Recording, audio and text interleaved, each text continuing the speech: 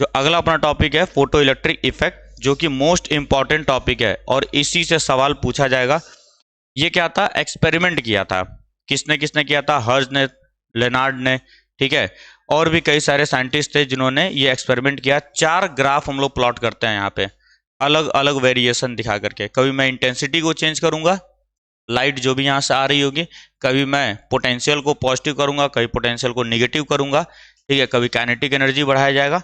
अलग अलग तरीके से हम लोग यहाँ पे ग्राफ प्लॉट करते थे, ठीक। अब इस अरेंजमेंट को समझो, उन्होंने क्या किया था कि यहाँ पर एक ग्लास ट्यूब लगाया गया जो कि इवैक्यूएटेड था, इसमें कोई भी एयर पार्टिकल्स नहीं थे। यहाँ एक विंडो लगाया गया जो कि बना होता है क्वार्ट्ज का। क्वार्ट्ज का विंडो बनाने के पीछे रीजन ये था कि जब भी मैं लाइट को किसी भी सोर्स से इंसिडेंट करूंगा तो उसके अंदर कई सारे रेज होंगे। हम लोगों ने पढ़ा था कि लाइट जो होता है वो एक इलेक्ट्रोमैग्नेटिक वेव है जिसके अंदर अल्ट्रावायलेट, इंफ्रारेड, माइक्रोवेव, विजिबल, ये सारे के सारे रेज होते हैं, ठीक। तो मैं यहाँ पे क्वार्ट्ज इसलिए यूज करता हूँ क्योंकि हमें चाहिए क्या, हमें ये चाहिए कि अल्ट्रा वायलेट रेज जो है इससे पास कर जाए। ये एक्सपेरिमेंट अल्ट्रा वायलेट रेज पे किया गया था। इसी के पूरा एक्सपेरिमेंट होने के बाद हम लोग पढ़ेंगे लेनार्ड और हर्ज का ऑब्जर्वेशन, जो कि बोर्ड के सिलेबस में साफ साफ मेंशन किया गया है। हर्ज ऑब्जर्वेशन एंड लेनार्ड ऑब्जर्वेशन, उसको हम लोग लिखेंगे, लेकिन पहले एक्सपेरिमेंट सारा करने के बाद, ठीक है। यहां से मैं लाइट रे को इंसिडेंट कराऊंगा। ये एक प्लेट हमने यूज किया था जो कि एमीटर प्लेट होता है या तो कैथोड होता है, और ये एक फोटो सेंसिटिव प्लेट होता है, मतलब इसमें से इलेक्ट्रॉन्स एमिट होंगे। जब सूटेबल फ्रीक्वेंसी की लाइट इसके ऊपर इंसिडेंट होगी, यहां से इलेक्ट्रॉन निकलेंगे और इलेक्ट्रॉन जो है एनोड प्लेट की तरफ चलेगा, क्योंकि मैं इसको पॉजिटिव पोटेंशियल दूंगा, ठीक है। इनिशियली मैं क्या करूंगा, इसको निगेटिव पोटेंशियल और इसको पॉजिटिव पोटेंशियल दूंगा। इलेक्ट्रॉन निकलेगा, सबको पता है electron is a negatively charge particle, और ये क्या है, पॉजिटिव प्लेट हो जाएगा, तो अट्रैक्ट होगा। और जैसे ही यहाँ अट्रैक्ट होगा ये सर्किट कंप्लीट हो जाएगा और यहाँ पे करंट हमको दिखाई देने वाला है। क्योंकि करंट यहाँ पे बहुत ही स्मॉल क्वांटिटी का होता है, इसीलिए हम लोग यहाँ पे एमीटर ना यूज करके माइक्रो एमीटर यूज करते हैं। माइक्रो मतलब 10⁻⁻⁶, मतलब इतने छोटे से रेंज का भी वो करंट क्या करेगा, डिटेक्ट करके हमको बताने वाला है। ये अरेंजमेंट हम लोग यूज करते हैं, इसलिए पोटेंशियल डिवाइडर, ताकि हमें वेरिएबल पोटेंशियल मिल सके, ठीक है ना। पोटेंशियल को मुझे वेरी कराना है, वेरिएबल पोटेंशियल चाहिए मुझे। मैं पोटेंशियल को बढ़ाता रहूंगा, घटाता रहूंगा, पॉजिटिव करूंगा, कभी निगेटिव करूंगा, ठीक। अब दूसरी चीज आती है कि जो भी अल्कली मेटल्स होते हैं हमारे, ठीक है ना, अल्कली मेटल्स जो होते हैं वो विजिबल लाइट पर क्या करते हैं, इलेक्ट्रॉन्स को एमिट करते हैं, मीन्स फोटो इलेक्ट्रॉन्स को।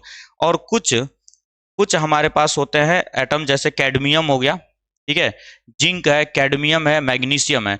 ये जो इलेक्ट्रॉन एमिट करते हैं वो किस पर करते हैं, क्वार्ट्ज ग्लास पे करते हैं या अल्ट्रा वायलेट पे करते हैं। तो हम लोगों ने यहाँ पे जिंक, मैग्नीशियम, कैडमियम का प्लेट यूज किया। अल्ट्रा वायलेट रेज को मैं यहाँ से लेकर के आऊंगा, विजिबल का नहीं यूज करते हम लोग, ठीक है ना। ये फिल्टर टाइप का काम करता है, एक छन्नी जैसा काम करेगा कि जो रेज मुझे चाहिए, जिस नेचर का रे चाहिए, वो नेचर का रे मेरे पास आएगा और बाकी के बारी क्या क्या हो जाएंगे, उधर ही रुक जाएंगे।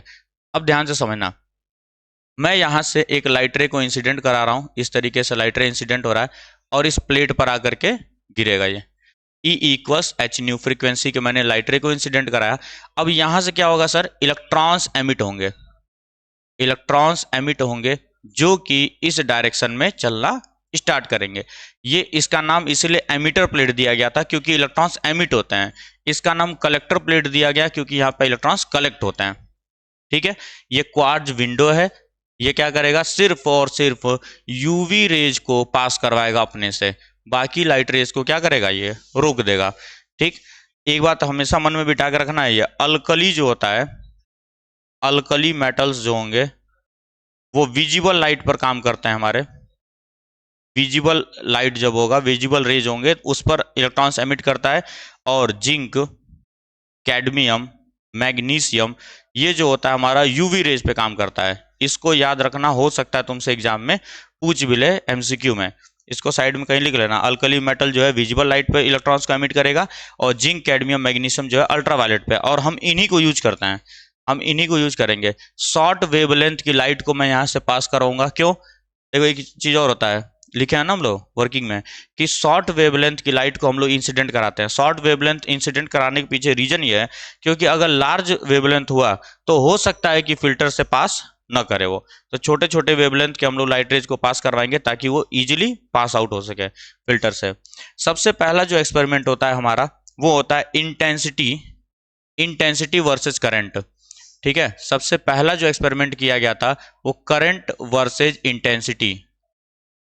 करंट का मतलब फोटो इलेक्ट्रिक करंट।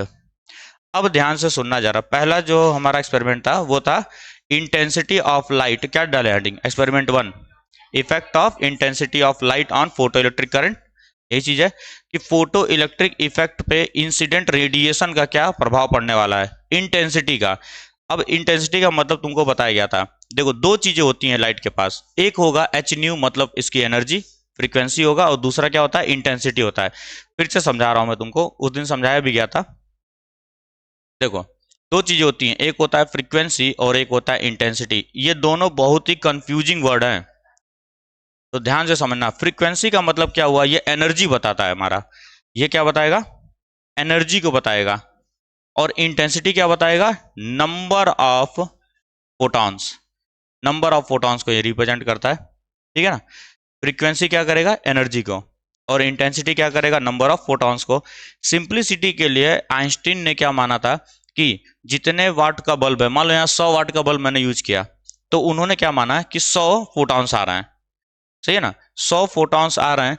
जैसे ही 100 फोटॉन आएंगे, अगर उनके पास उतनी अवेलेबल एनर्जी रहेगी, कितनी, वर्क फंक्शन के बराबर की, वर्क फंक्शन के बराबर अगर एनर्जी हुआ, हम लोगों ने पढ़ा था कि सर सबसे पहले वर्क फंक्शन को ओवरकम करना पड़ता है, सबसे पहले वर्क फंक्शन को ओवरकम करेंगे तब जाके इलेक्ट्रॉन क्या होगा, सरफेस से बाहर निकलेगा।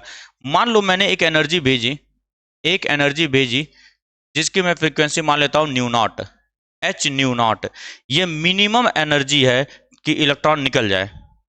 तो क्या इसी को मैं वर्क फंक्शन के बराबर ही बोल सकता हूं कि नहीं, इसी को मैं वर्क फंक्शन के बराबर बोल सकता हूं। ये मिनिमम फ्रीक्वेंसी है, ये कौन सी फ्रीक्वेंसी है, ये मिनिमम फ्रीक्वेंसी है कि एक इलेक्ट्रॉन क्या कर जाए, बाहर निकल जाए, ये मिनिमम फ्रीक्वेंसी है।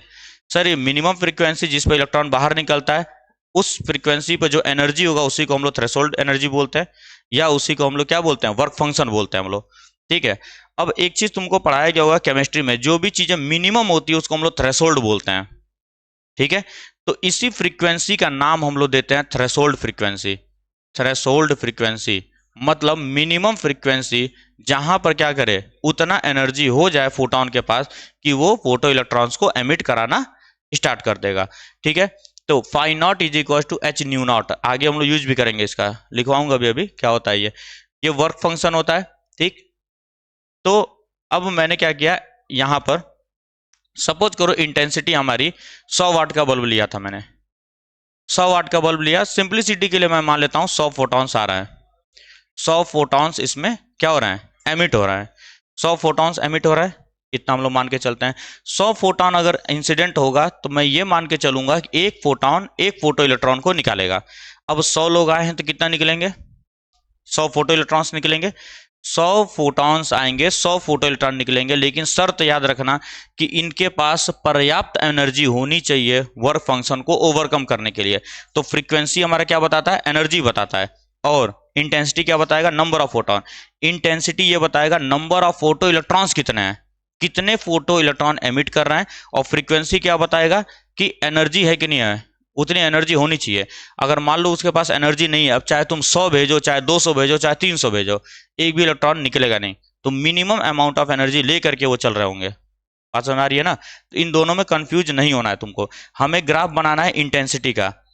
मैं ये मान के चल रहा हूं कि सारे के सारे जो फोटॉन्स है उनके पास इतनी एनर्जी है कि वो इलेक्ट्रॉन को एमिट करवा दे रहा है, मैं ये मान के चल रहा हूं कि वर्क फंक्शन से ज्यादा एनर्जी लेकर के आ रहे हैं वो। तो ग्राफ कैसा बनेगा, खुद सोच करके बताओ, ग्राफ कैसा बनने वाला है, ग्राफ कैसा बनेगा बाबू। यहां मैं मान लेता हूं क्या, इंटेंसिटी ऑफ लाइट, यहां पर मैं इंटेंसिटी को दिखा देता हूं, और यहां पे फोटो करंट को दिखा देता हूं मैं, फोटो इलेक्ट्रिक करंट बोलो चाहे फोटो करंट बोलो, बात ही की है। अब मान लो इंटेंसिटी मैंने 0 रखा है, तो कितने फोटो इलेक्ट्रॉन्स निकलेंगे, एक भी नहीं निकलेगा, 0 पे रहने वाला है। सपोज करो मैंने 10 किया, इसको 10 किया, तो फोटो करंट कितना बनेगा, 10 ही बनेगा, है ना, उतने ही इलेक्ट्रॉन्स निकलेंगे। और हम लोग पढ़े हुए हैं बचपन से, current is nothing but Q by T, और Q is nothing N E by T, ये पढ़े हैं कि नहीं। ठीक है, तो जितने नंबर ऑफ फोटो इलेक्ट्रॉन्स निकलेंगे पर यूनिट टाइम, वो करंट बनाएगा हमारा I बनाएगा। तो 10 इंटेंसिटी मतलब 10 फोटॉन्स को मैंने इंसिडेंट कराया तो कितने 10 इलेक्ट्रॉन्स निकलेंगे, photo electron 10 into E by 1, 1 second की बात कर रहे हैं हम लोग, ठीक है। तो यहाँ पर भी क्या हो जाएगा 10 हो जाएगा, मतलब कुछ यहाँ पॉइंट बनेगा और इस सारे पॉइंट्स को जब ट्रेस करोगे तो एक लीनियर ग्राफ बनेगा कि नहीं, क्योंकि डायरेक्टली प्रोपोर्शनल है। तो यहाँ से मैं एक चीज बोल सकता हूँ कि photo electric current photoelectric current is directly proportional to intensity of incident light। कितनी लाइट को आप इंसिडेंट करवा रहे हैं उसी अमाउंट में क्या करेगा, फोटो इलेक्ट्रिक करंट मिलेगा। और जब भी डायरेक्टली प्रोपोर्शनल होता है, सबको पता है 45 डिग्री का एंगल बना करके निकलेगा, 45 डिग्री का एंगल, y = mx हो जाएगा, m की वैल्यू 1 हो जाएगी, स्लोप 1 हो जाएगा, मतलब 45 डिग्री पे जाने वाला है, ठीक है।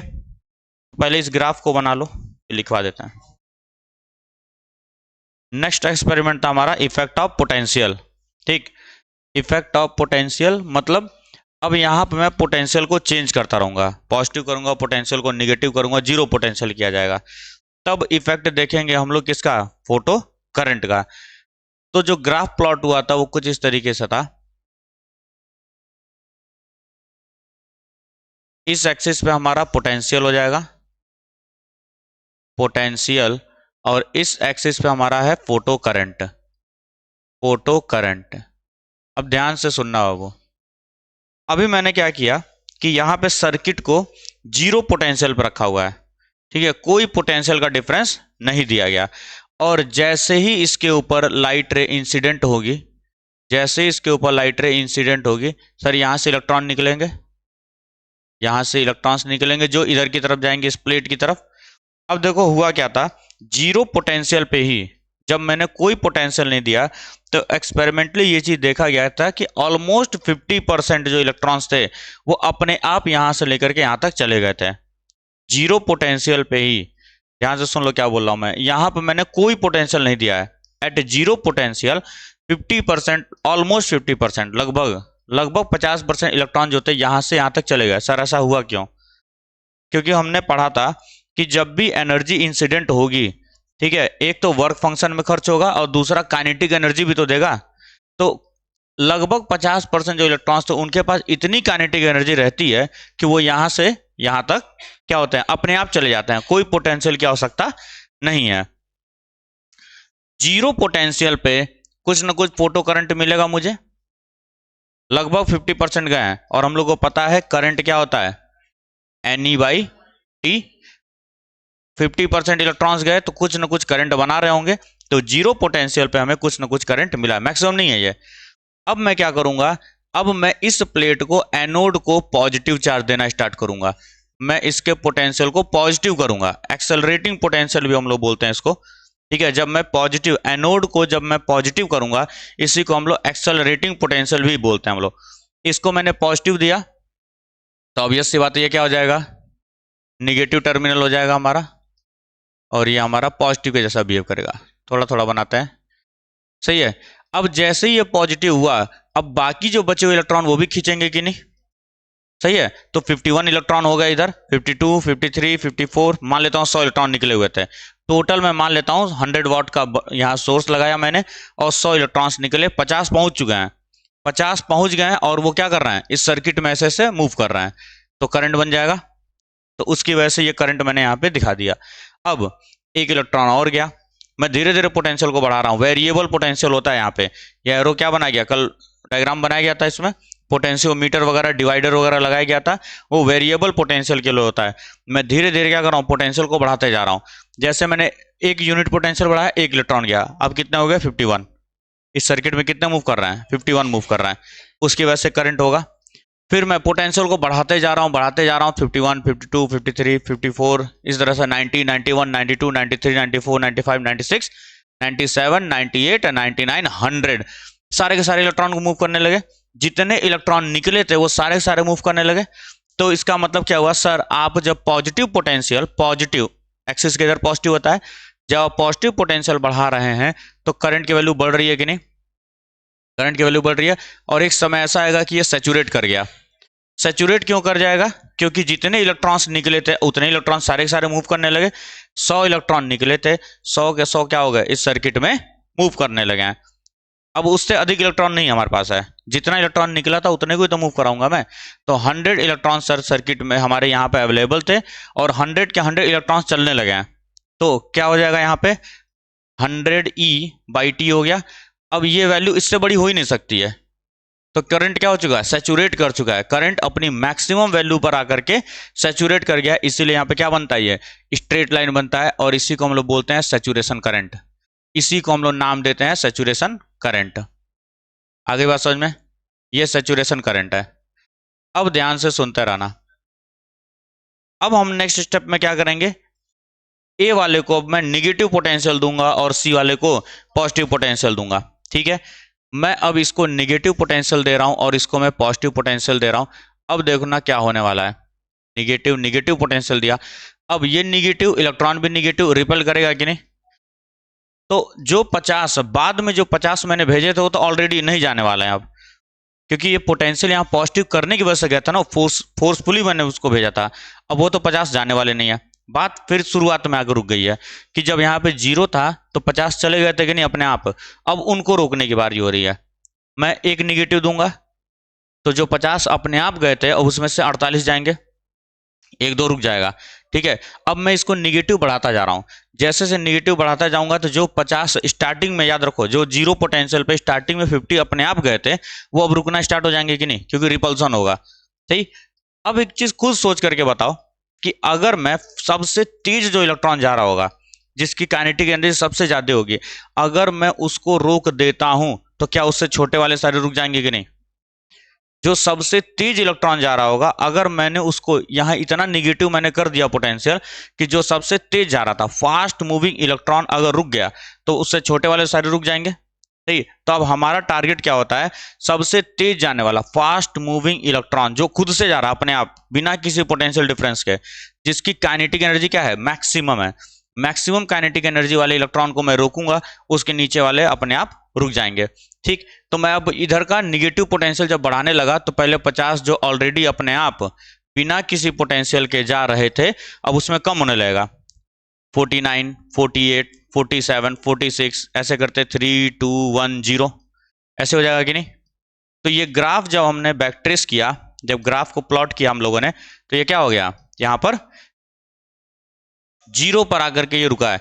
मतलब फोटो करंट कितना हो गया, 0 हो गया। फोटो करंट 0 होने का मतलब क्या हुआ, फोटो करंट 0 होने का मतलब क्या हो रहा है, फोटो करंट 0 हो गया सर्किट में, इसका मतलब क्या हुआ, कोई इलेक्ट्रॉन मूव नहीं कर रहा है, कोई भी इलेक्ट्रॉन यहां पे मूव नहीं कर रहा है। ये n = 0 हो चुका है, मतलब एक भी इलेक्ट्रॉन यहां से यहां तक नहीं जा पा रहा है, एक भी इलेक्ट्रॉन यहां से यहां नहीं जा पा रहा है। इसी का मतलब क्या हुआ, फोटो करंट हमारा 0 हो गया। ठीक है, जिस पोटेंशियल पर फोटो करंट की वैल्यू 0 होती है उसको हम लोग कट ऑफ पोटेंशियल या स्टॉपिंग पोटेंशियल बोलते हैं। ठीक है, स्टॉप करने वाला पोटेंशियल। इस पोटेंशियल को, इस पर्टिकुलर पोटेंशियल को हम V0 से रिप्रेजेंट करेंगे और इसी को बोला जाता है कट ऑफ, या इसी को बोलते हैं हम stopping potential. Stopping potential, stopping potential. इसका मतलब क्या हुआ, सबसे फास्ट मूविंग इलेक्ट्रॉन को, सबसे फास्ट मूविंग फोटो इलेक्ट्रॉन को रोकने के लिए जितने पोटेंशियल की आवश्यकता होती है उसी को हम लोग नाम देते हैं स्टॉपिंग पोटेंशियल। बात समझ आ गई? ठीक है, ये ग्राफ कैसे बनाया गया, तो ये एक्सपेरिमेंट भी करना होता है हम लोगों को, ये एक्सपेरिमेंट भी करते हैं हम लोग। ठीक, तो यहाँ पर समझ में आ गया, ये हमारा निगेटिव पोटेंशियल होता है और ये हमारा पॉजिटिव पोटेंशियल होता है। एनोड पोटेंशियल हम लोग बोलते हैं बेसिकली। और जब मैं पॉजिटिव पोटेंशियल करूंगा तो उसको हम लोग बोलते हैं एक्सेलरेटिंग पोटेंशियल, और जब मैं निगेटिव पोटेंशियल देता हूं तो उसको हम बोलते हैं रिटार्डिंग पोटेंशियल। बात समझ आती है ना? ठीक है, तो इसको बना लो, फिर लिखवा देते हैं। एक इलेक्ट्रॉन को मुझे रोकना है, ठीक है ना, तो कितना वर्क करना पड़ेगा in terms of potential, potential के टर्म्स में बताओ। एक इलेक्ट्रॉन को मुझे रोकना है तो how much amount of work we need to stop an electron। Potential के टर्म में क्या होता है फॉर्मूला, वर्क डन का फॉर्मूला क्या होता है पोटेंशियल के टर्म में,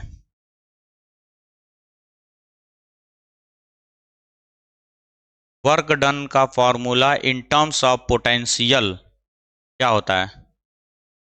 चैप्टर नंबर 2 में पहला ही टॉपिक पढ़ाया गया था। चैप्टर, हाँ ठीक है, क्या होता है? W is equal to q into v. W is equal to क्या होता है? Q इंटू वी होता है, पढ़े थे हम लोग, सही है। तो अब देखो यहाँ पे जो सबसे तेज इलेक्ट्रॉन चल रहा होगा, मान लेता हूं मैं यही इलेक्ट्रॉन सबसे तेज चल रहा है, इसके पास है काइनेटिक एनर्जी मैक्सिमम, और मुझे इसको रोक देना है। मतलब मैं यहाँ पे इतना निगेटिव पोटेंशियल दूं कि ये रुक जाए, मैं इतना निगेटिव पोटेंशियल दूं कि ये रुक जाए। ये तो कितना वर्क करना पड़ेगा मुझे? ई वी नॉट करना पड़ेगा कि नहीं? क्योंकि निगेटिव पोटेंशियल हमारा क्या है? वी नॉट पे जाकर के सारे इलेक्ट्रॉन रुक रहे हैं, फास्ट मूविंग इलेक्ट्रॉन भी रुक रहा है। और हम लोग बचपन से पढ़े हैं, energy can neither be created nor be destroyed, it can only be transformed into one form to another form. मतलब जितनी ये एनर्जी लेकर के आ रहा होगा उतना ही वर्क मुझे करना पड़ेगा, तभी तो रुकेगा वो, सही है। तो हम यहां से एक बात बोल सकते हैं कि काइनेटिक एनर्जी मैक्सिमम या half m v naught square कर देता हूं मैं, वेलोसिटी को, मैक्सिमम वेलोसिटी है, ये किसके बराबर होनी चाहिए सर? ई वी नॉट के, ई वी नॉट के बराबर होनी चाहिए। इस एक्सप्रेशन को याद रखना है। जब भी कभी भी क्वेश्चन में, ध्यान से सुन लो सब पहले, जब भी किसी क्वेश्चन में काइनेटिक एनर्जी मैक्सिमम का जिक्र अगर कर देगा, समझ जाना वो हिंट दे रहा है स्टॉपिंग पोटेंशियल निकालने के लिए। या किसी क्वेश्चन में अगर स्टॉपिंग पोटेंशियल दे दिया है तुमको, ठीक है, तो याद रखना स्टॉपिंग पोटेंशियल इसीलिए दिया गया होगा ताकि तुम काइनेटिक एनर्जी मैक्सिमम निकाल पाओ। क्योंकि अभी आगे जाके हम लोग पढ़ेंगे आइंस्टीन का इक्वेशन, बताया भी था, एच न्यू या energy is equal to, energy दो चीज़ों में खर्च होती है, एक तो होता है वर्क फंक्शन में और एक होता है काइनेटिक एनर्जी में। तो यहीं पर हम लोग मैक्सिमम का यूज करते हैं, ताकि ये मैक्सिमम हो जाएगा तो ये मिनिमम में निकाल सकता हूँ कि नहीं वर्क फंक्शन को, या मिनिमम अमाउंट ऑफ एनर्जी में निकाल सकता हूँ, ठीक है। तो जब भी किसी भी क्वेश्चन में वी नॉट का जिक्र अगर कर दे, समझ जाना काइनेटिक एनर्जी मैक्सिमम निकालने के लिए वो दिया गया है, हिंट वो देता है, ठीक है। तो जितनी एनर्जी से वो चल रहा होगा उतना ही वर्क मुझे करना पड़ेगा, ठीक। इस एक्सप्रेशन को लिखो। अब एक चीज और समझ लेते हैं इसमें जरा। अभी तो मैंने ये एक पर्टिकुलर इंटेंसिटी पे देखा है ग्राफ को, ठीक है, दोबारा ग्राफ बनाएंगे उसकी मत करना, समझो जरा क्या है। ये मान लेता हूं मैं एक पर्टिकुलर इंटेंसिटी पे था, मैं इसको अब हटा रहा हूं यहां से, एक पर्टिकुलर इंटेंसिटी मान लेता हूं मैं I1 पे ये कहानी हो रही थी, मैंने इंटेंसिटी को बढ़ा दिया। मैंने क्या किया? इंटेंसिटी को बढ़ा दिया, I2 greater than I1। Intensity बढ़ाने का मतलब क्या हुआ? क्या बढ़ेगा? अगर मैं इंटेंसिटी बढ़ाऊंगा तो क्या बढ़ने वाला है? नंबर ऑफ फोटो इलेक्ट्रॉन्स बढ़ेंगे, ठीक है। अब देखो जरा ध्यान से, पहले 100 लोग मैं माना था 100 इलेक्ट्रॉन्स निकले थे, अब मान लेता हूं 200 निकले, क्योंकि मैंने इंटेंसिटी क्या कर दिया? लगभग डबल कर दिया, मान लेते हैं डबल कर दिया। तो पहले 100 इलेक्ट्रॉन्स निकल लेते, अब कितने निकलेंगे? 200। 200 निकलेंगे तो ऑलमोस्ट 50% यहां पहुंच रहा था, तो अब कितना पहुंचेगा? 100 पहुंचेगा। पहले कितना जा रहा था? 50 जा रहा था, ठीक है। 100 जाएगा तो सर ये वाला जो जीरो वोल्टेज पे करंट था वो बढ़ जाएगा कि नहीं? इससे थोड़ा सा ऊपर चला गया, सही है। अब मैं अगेन वही कहानी, मैं इधर पॉजिटिव दूंगा तो बाकी के 100 भी जाएंगे कि नहीं जाएंगे? तो करंट की वैल्यू बढ़ जाएगी, फिर से ये सैचुरेट कर जाएगा, सैचुरेट कर गया। लेकिन एक बात याद रखना, स्टॉपिंग पोटेंशियल अभी भी सेम होने वाला है।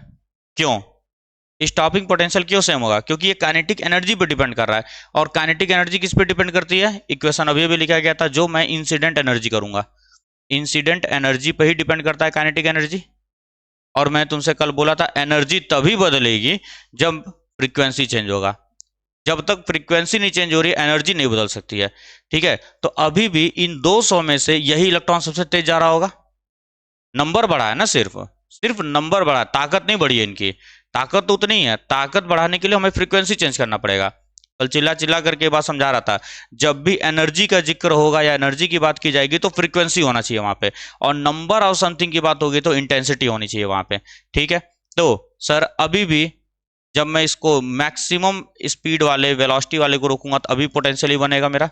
स्टॉपिंग पोटेंशियल तो यही होने वाला है। क्यों? क्योंकि फ्रीक्वेंसी नहीं चेंज किया मैंने सिर्फ क्या चेंज किया है? इंटेंसिटी को चेंज किया है, I2। सपोज को थोड़ा सा और इंटेंसिटी बढ़ाता, मैं 300 कर देता, तो अब यहाँ पे थोड़ा सा और ज्यादा हो जाता, और कुछ इस तरीके का ग्राफ बनता है कि नहीं? अभी भी मैक्सिमम वाला इतना ही रहेगा, मैक्सिमम स्टॉपिंग पोटेंशियल नहीं चेंज होगा, बार बार बोल रहा हूँ, स्टॉपिंग पोटेंशियल काइनेटिक एनर्जी भी डिपेंड करता है, काइनेटिक एनर्जी हमारे एनर्जी भी डिपेंड करता है, और एनर्जी फ्रीक्वेंसी भी डिपेंड करती है। जब तक फ्रीक्वेंसी नहीं बदली जाएगी तब तक एनर्जी नहीं बदलेगा, स्टॉपिंग पोटेंशियल नहीं बदलने वाला है। हम लोग सिर्फ इंटेंसिटी को बदल रहे हैं, हम सिर्फ इंटेंसिटी को बदल रहे हैं। तो इंटेंसिटी बदलने से क्या होगा, सिर्फ हमारा करंट के मैग्नीट्यूड में चेंज आने वाला है, क्योंकि पहले 100 लोग जा रहे थे, अब 200 लोग जाएंगे, अब 300 लोग जाएंगे, और हमें पता है current is directly proportional to number of electrons. जितने ज्यादा इलेक्ट्रॉन जाएंगे उतना ज्यादा करंट बनने वाला हमारा। लेकिन उसको रोकने के लिए ताकत तो वही लगेगी अभी भी, क्योंकि मैंने फ्रीक्वेंसी को चेंज नहीं किया है। ठीक है, यहाँ पे मैंने फ्रीक्वेंसी को क्या रखा है, फ्रीक्वेंसी को न्यू से दिखा रहा है ना हम लोग, न्यू को हमने कांस्टेंट रखा है, फ्रीक्वेंसी नहीं चेंज की गई है। अब अगले ग्राफ में हम लोग फ्रीक्वेंसी चेंज करेंगे इंटेंसिटी को सेम रख करके। ठीक, इसको अलग से बनाना। देखो एक चीज याद रखना ना, जितने भी ग्राफ बनाए जाते हैं उसमें हम लोगों ने क्या किया था, उस समय जो एक्सपेरिमेंट किया गया था, एक पैरामीटर को चेंज करा जाता था, एक पैरामीटर को कांस्टेंट रखा जाता था। ऐसा नहीं है दोनों भी चेंज कराओगे तो ऐसा नहीं है कि ग्राफ नहीं बनेगा। सही है, उसको भी हम लोग देखा जाएगा, स्पेशल केसेस में उसको भी देख लेंगे। अभी देखो क्या कर रहे हैं हम लोग, तीसरा एक्सपेरिमेंट जो किया गया था, effect of frequency on stopping potential.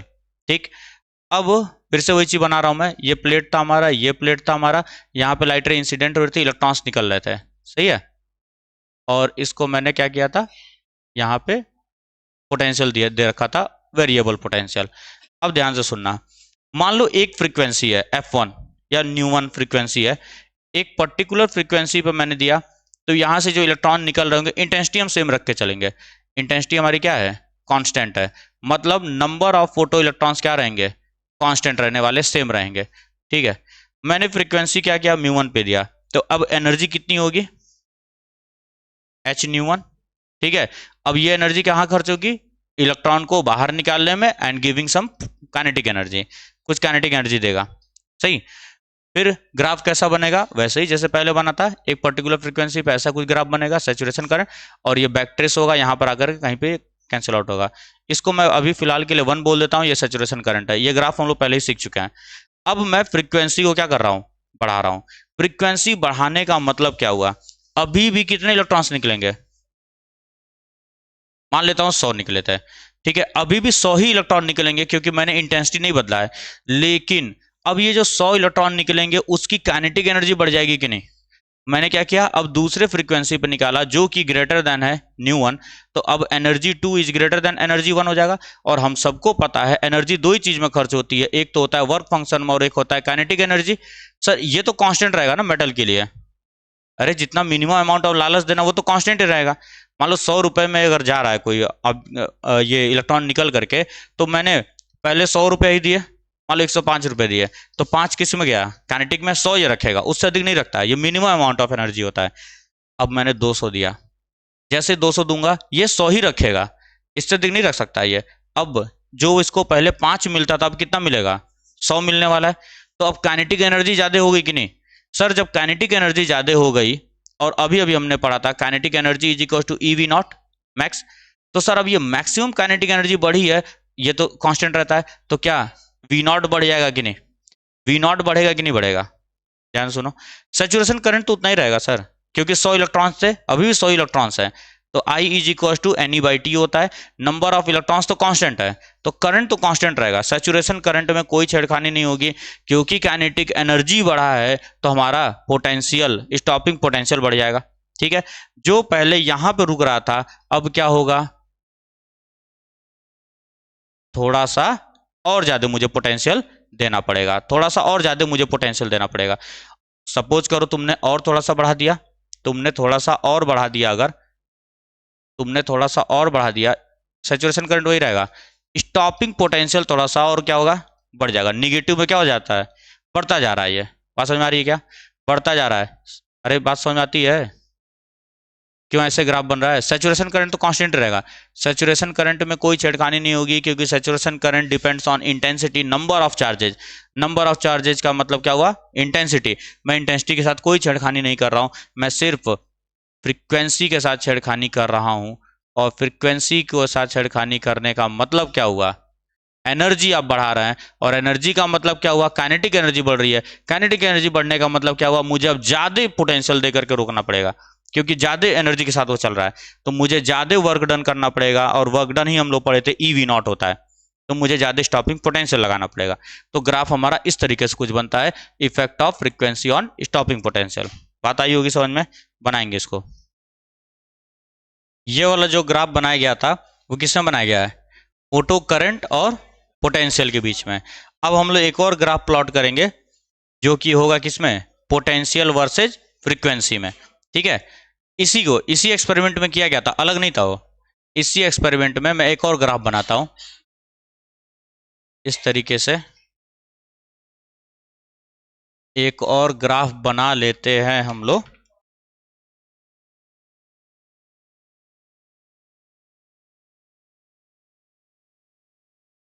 इधर की तरफ मैं दिखा देता हूं अपना पोटेंशियल,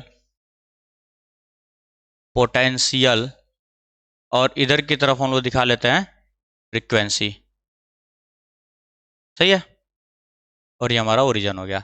चलो यहां पर देखो, बात अभी हुई थी कि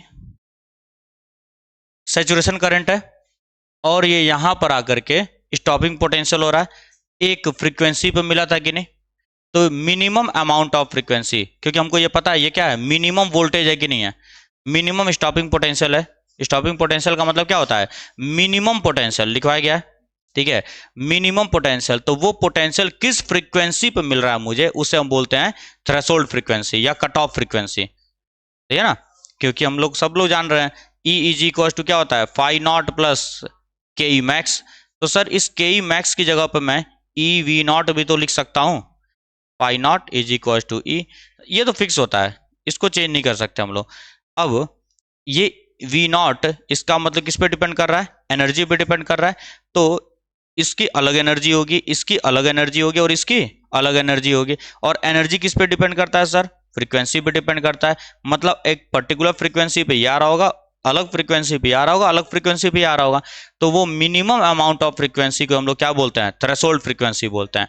ठीक, अब पोटेंशियल वर्सेस फ्रीक्वेंसी पर मैं आता हूं। ठीक है, अब देखो जरा ध्यान से, ग्राफ कुछ इस तरीके से बन रहा था हमारा। लीनियर वेरिएशन देखा गया था, कैसे होता है अभी समझा रहा हूं।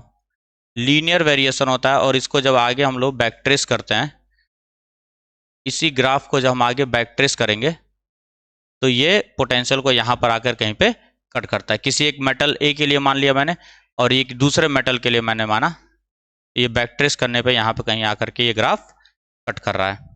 ठीक है, ये हमारा हो जाएगा थ्रेशोल्ड फ्रीक्वेंसी, और इसका ये थ्रेशोल्ड फ्रीक्वेंसी 1, और इसको 2 नाम देता हूं। ये कोई मेटल ए है और ये कोई मेटल बी है। इस तरीके का वेरिएशन देखा गया था। अब इसका मतलब क्या हुआ? हम लोग को सबको पता है कि एक मिनिमम अमाउंट ऑफ फ्रीक्वेंसी चाहिए, मिनिमम अमाउंट ऑफ फ्रीक्वेंसी जहां पे पोटेंशियल की वैल्यू क्या हो जा रही है? जीरो होगी। हमारी पोटेंशियल हमारा क्या होगा? वहां पे जीरो होने वाला है, या यूं बोला जाए कि इलेक्ट्रॉन्स हमारे क्या होंगे? रुकेंगे आकर के। बात सुना रही है? इसके बारे में, इसका जो स्लोप है, इस ग्राफ को हम लोग आगे चल करके एक बार और पढ़ेंगे। कब? जब मैं इस एनर्जी से निकाल करके बताऊंगा, इससे, इस इक्वेशन से फिर से हम लोग इस ग्राफ को पढ़ेंगे। अभी सिर्फ इस ग्राफ को बना करके रखो, इसका स्लोप कितना होता है, वाई इंटरसेप्ट कितना होता है, ठीक है, वो चीज देखा जाएगा।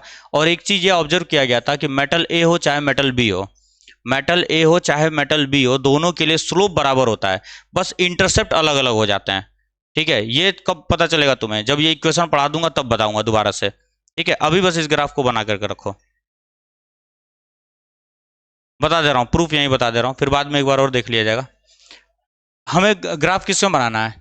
ये स्टॉपिंग पोटेंशियल है, स्टॉपिंग पोटेंशियल मतलब वी नॉट में, और फ्रीक्वेंसी हमारा न्यू, इसमें ग्राफ बनाना है हम लोग को। यहां देखो ध्यान से, ये इक्वेशन कई बार लिख चुके हैं तो समझ लेते हैं। E इज इक्वल टू क्या पढ़े हम लोग? Work function plus kinetic energy, ये बात हम लोग जान रहे हैं। ठीक है, तो यहां से मुझे ग्राफ किसमें बनाना है? वी नॉट और न्यू में, तो मैं कन्वर्ट कर रहा हूं। एनर्जी को मैं लिख सकता हूं क्या? एच न्यू लिखा जा सकता है। इसी तरह से वर्क फंक्शन को भी मैं एच न्यू नॉट लिख सकता हूं, पढ़ चुके हम लोग पहले, लिखा जा सकता है कि नहीं? अरे ये भी तो मिनिमम एनर्जी है ना, और थ्रेशोल्ड फ्रीक्वेंसी उधर बताया था। ठीक है, और प्लस काइनेटिक एनर्जी को क्या लिख सकता हूं मैं, ईवी नॉट लिख सकता हूं कि नहीं। मुझे ग्राफ किस में बनाना है, वी नॉट और न्यू में। वी नॉट कहां पर है, वाई एक्सिस में, और फ्रीक्वेंसी कहां पर है, एक्स एक्सिस में। तो अब उस तरीके से मैं चेंज कर रहा हूं यहाँ पे, मतलब इसको मैं एक तरफ रखूंगा, बाकियों को दूसरी तरफ फेंक रहा हूं। एच न्यू नॉट किसमें, वाई एक्सिस को एक तरफ रखते हैं, e v naught is equal to h nu minus h nu naught हो जाएगा। इसको एक तरफ रखा, इसको इधर ले आया मैं, सही। ग्राफ में अभी भी क्या है, वाई एक्सिस है, सबको डिवाइड करो ई से, तो कितना हो जाएगा, v naught is equal to h by e nu minus h by e nu naught, होगा कि नहीं होगा, सही है। और या तो तुम एक काम कर लो, यहाँ फाई के टर्म में लिखा गया तो इसको चेंज मत करो, फाई नॉट ही रहने दो अभी, अभी फिलहाल इसको फाई नॉट ही रहने देते हैं, बाद में और कन्वर्ट किया जाएगा, फाई नॉट बाई ई, सही। अब इसको अगर देख रहे होगे तो किसी इक्वेशन की याद आ रही होगी, ये हमारा वाई एक्सिस है, ये हमारा एक्स एक्सिस है, ये हमारा वाई एक्सिस है कि नहीं है, तो इसको मैं वाई लिख दूं, इज इक्वल टू न्यू क्या है मेरा, एक्स एक्सिस है, और ये पूरा का पूरे को मैं एम बोल सकता हूं, और ये माइनस सी हो गया कि नहीं हो गया, Y is equal to M X plus C बोल सकते हैं हम लोग, प्लस सी मान लेता हूं मैं यहाँ पे, Y is equal to M X plus C क्या होता है, ये स्ट्रेट लाइन का होता है कि नहीं इक्वेशन, इसीलिए यहाँ पे क्या बना है हमारा, स्ट्रेट लाइन बना है, ठीक है। इसीलिए हमारा स्टॉपिंग पोटेंशियल और फ्रीक्वेंसी में एक लीनियर रिलेशन हमको पता चलता है। अब यहां से देखो स्लोप की वैल्यू कितनी है, एच बाई ई है, और इंटरसेप्ट कितना है, minus phi not by E है कि नहीं है, minus phi not by E है, ठीक है।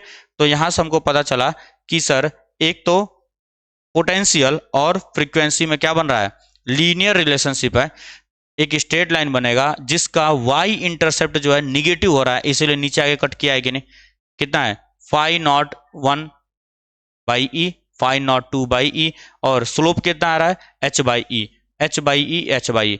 अब सर कैसे पता चला स्लोप कांस्टेंट होता है, क्योंकि देखो एच की वैल्यू कांस्टेंट होगी कि नहीं, हर प्लैंक्स कांस्टेंट है, और ई की वैल्यू भी कांस्टेंट होती है कि नहीं, क्या ये डिपेंड करता है मेटल टू मेटल, एच की वैल्यू डिपेंड करता है क्या मेटल टू मेटल, इसका मतलब सर आप कोई भी मेटल लीजिए ये हमेशा क्या रहने वाला है, कांस्टेंट रहने वाला है। इसमें आओ सी में, ई कांस्टेंट होता है कि नहीं, हाँ।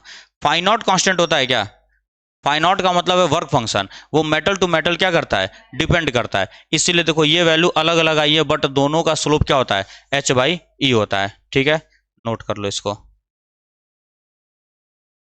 ये जितने भी एक्सपेरिमेंट किए गए थे उससे हमने क्या बनाया, laws of photo electric emission बनाया, या उसी को कंक्लूजन भी बोला जा सकता है, ठीक है।